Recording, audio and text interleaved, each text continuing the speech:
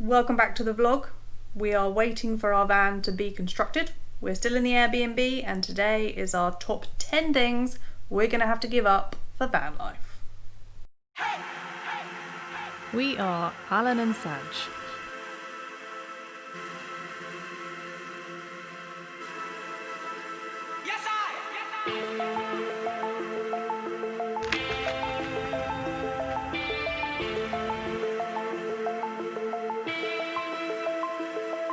Wander with us as we head off grid in our converted van to explore the world.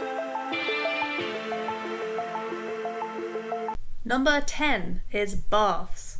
I don't like baths. I don't like all the bits you kind of get at the bottom of bath. I find them too hot. It takes ages to fill up. It's not very eco-friendly.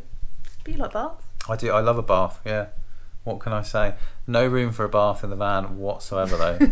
We do not have a bath in our van, as amazing as that would be. There is someone, though, who does have a bath in their van. There is, yeah. There is a lady, we saw her on YouTube, there is a lady online who has a massive bath in her van. Yeah. I don't know how she fills it up, I can't remember.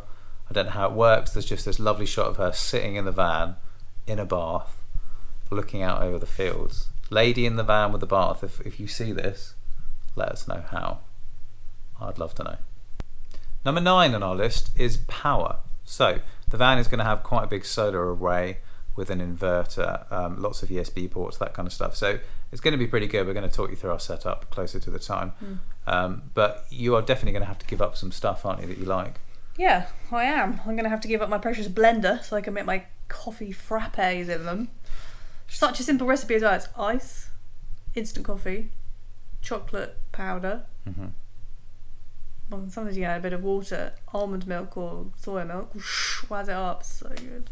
So there's no NutriBullet of any kind. I know Eamon and Beck do have a fancy blender in their van. Again, I've got no idea how they get the power to do that. Yeah, but he's got like 1,000 batteries in the garage. Yeah, true. Yeah. Hairdryer? Hairdryer, yep, hairdryer. I've been practicing for like 4 months now. I'm not drying my hair. It's just, I get my fringe right and it's cold. And, yeah. So there are going to be sacrifices. Number 8 is security and stability. When you've got a house, when you've got a fixed abode of some kind, it doesn't move. It doesn't move, which is essentially part of the whole fixed abode concept. So in a van, obviously, you've got to think about where you're going to park that night. What's it going to be like in the morning? Is it safe? Are there going to be people around? Security with the van, locks. It's very easy to break into a van. There's just an awful lot of things to consider that just aren't part of normal everyday living. But we do have an axe. But we do have an axe in the van, little home security system. We do have some nice locks. We have thought about it. We are thinking about it, but it's not the same. My mum bought me a rape alarm. Yeah, got a rape alarm. Just one. Like, yeah, not for you. Not for me, no. But I would argue that maybe you get a false sense of security sometimes. Like, we were so lucky we've never been burgled, but we've had friends who are burgled. Like, it's not as if you're protected from it when you do have a house that's not on wheels. Yeah, that is very true. Crime is a thing. Maybe we should buy some pepper spray. Or bear spray. Neither of those things are legal in the UK. Yeah. Number 7 is space. Obviously, in your house, you've got lots of space. And the van does have cupboards. It's got glove compartments. It's got a garage. But my goodness, I did not realise how much stuff I had. I thought I was doing quite well with the whole minimalism thing. 2 years I've been going through my stuff for. Guys, with so much stuff. Yeah. So much stuff. It seems like board games. So many lovely board games, but for me it was shoes. So many pairs of shoes. I used to work in a running store, and you come across a lot of shoes when you work in a running store. I've got a lot of running shoes. I've got too many running shoes. I've got 4 boxes now stored at my parents' house, and I've got a whole bag of shoes for the van, which we need to have a discussion about. Which is absolutely fine, and it is clearly completely essential. You can't just have 1 trail shoe and 1 road shoe. No, you need 12 trail. You need at least 8. So that's it. But yeah, very little space in a van, I think, is the nub of the matter there. Yeah. I think the word garage is stretching it, to be honest. Garage is just the bit under the bed. But yeah, it's fine. There isn't a lot of space but in a van. I do have my tiny Kindle. Yeah, Kindle's good. So you don't have to worry about all your books and stuff. But even maps. We've got loads of Ordnance Survey maps for all the mountain ranges and stuff in the UK and Scotland and things like that. You see them all together, though, on a bookshelf at home, they're fine.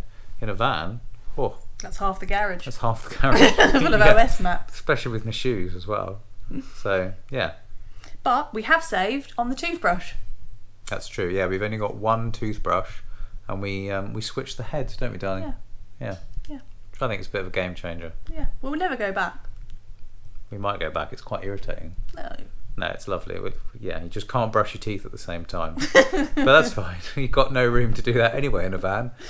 Number 6, guys. Super fast fibre optic broadband. Where we used to live. Super duper, super fast, based on cable system. So, yeah, really, really nice. 100 megabits a second or whatever it was. 200 megabits per second. 200 megabits a second. Very, very nice. Very, very tasty. Good for all your internet stuff, your downloading, all that kind of thing.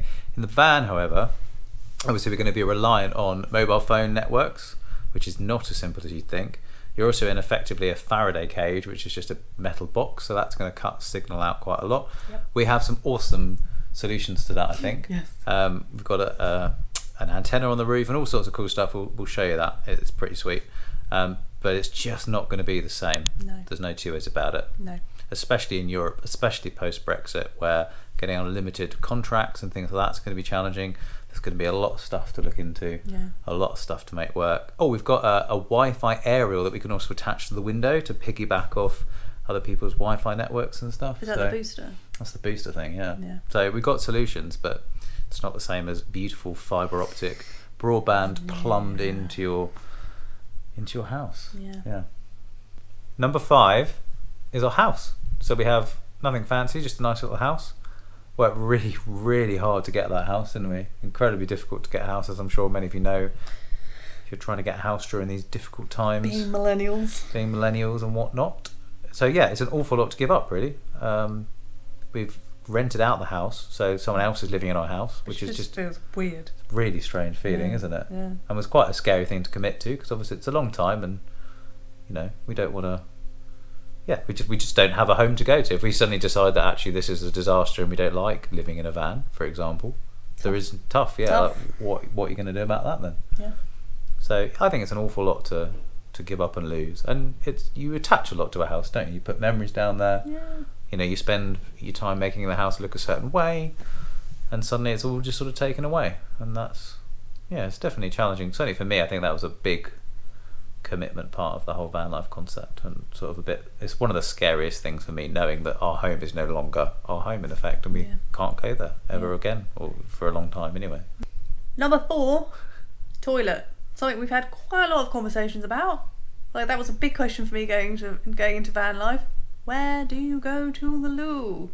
Turns out there's lots of different things you can do. Lots of different ideas and strategies, creative solutions. I think was that people come up with. Yeah. So we had a choice of lots of different toilets: cassette toilets, composting toilets, porta potties, no toilet, and people do it without a toilet. Looking at you, Call Me Life. Not something we would consider. Not with my bowel. No. They are really expensive as well, these composting toilets. So we decided to go for a porta potty. That may be a terrible idea, but we've committed now, so that's what we're going to do. We do have the poo poncho though. The poo poncho. Yeah, we can do an outdoor with nature poo. Yeah. And we have a specialist poncho that you can wear for when it's raining. The alfresco. For the alfresco nature poo in the rain.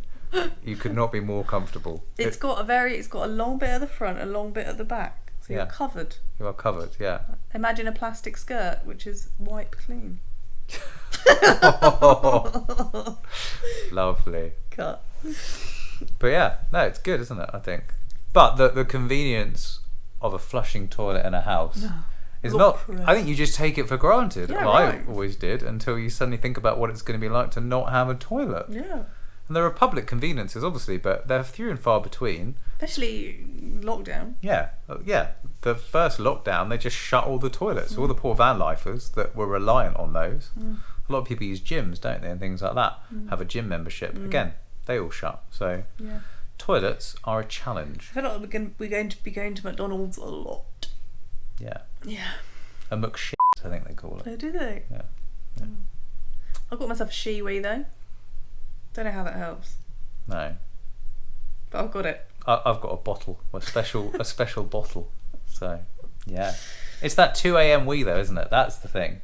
It's the 2 a.m. the 4 a.m. wee, because it's not a permanent fixed toilet. It's a porta potty. It goes in and out. So it's more of a backup than like an everydayer. Yeah. I think it's fair to say.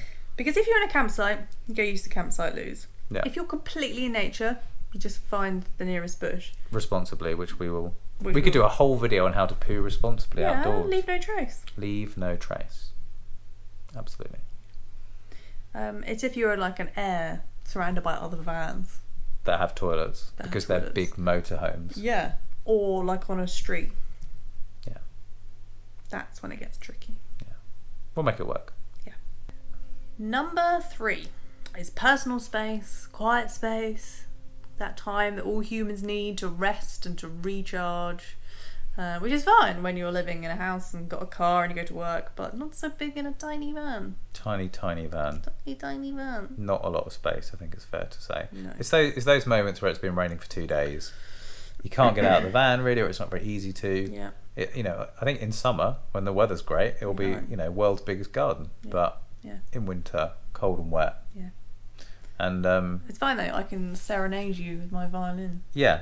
Yeah, Sadge here has started playing the violin. Now, I'm not an expert on the violin, neither are you, but it takes quite a while to get quite good, and it's quite a loud instrument, and you can't. It's not like an electric guitar where you could just plug it into an amp or some headphones or something. There's nothing like that, is there? So that's going to be a challenge. Maybe a few months into van life, it will be vlog number 56, where we finally got divorced. I'm sure it'll be fine. But yeah, I think it's a big sacrifice, isn't it?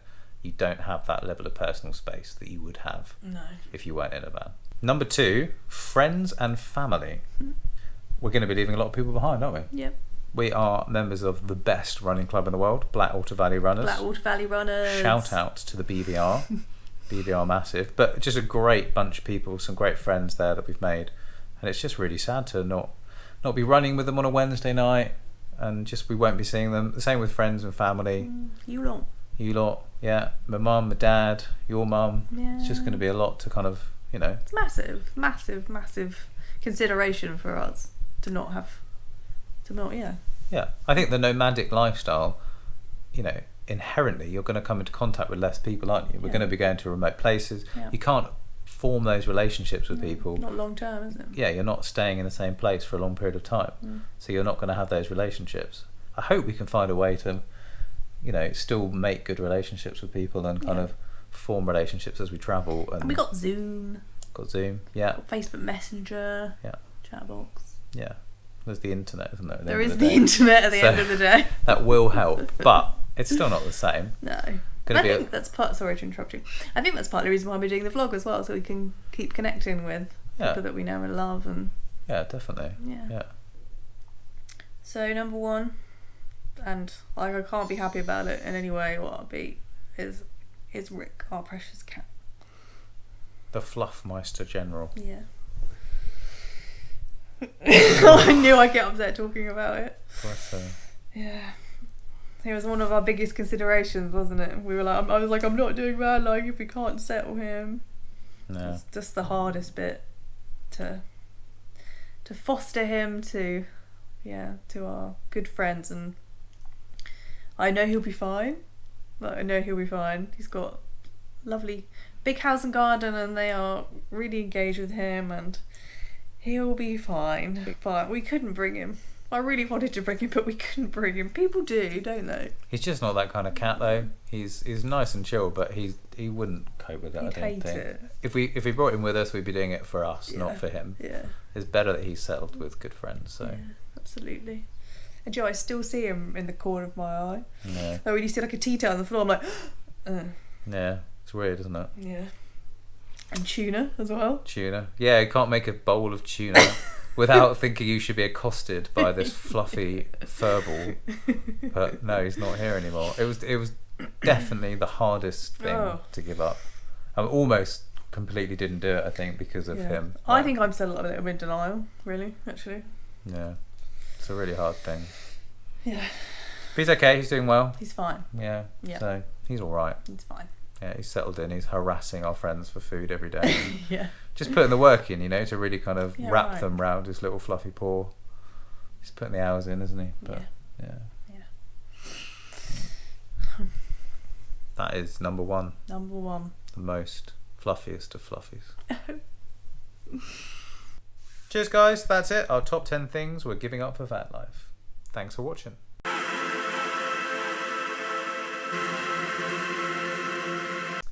So, guys, that is our top 10 things for... Hey, guys, thanks for watching our top 10 things we're going to do without for van life. Go without. I don't. No. I do one. No. Yeah, go on. So that's it. Our top 10 things that we'll be giving up for van life.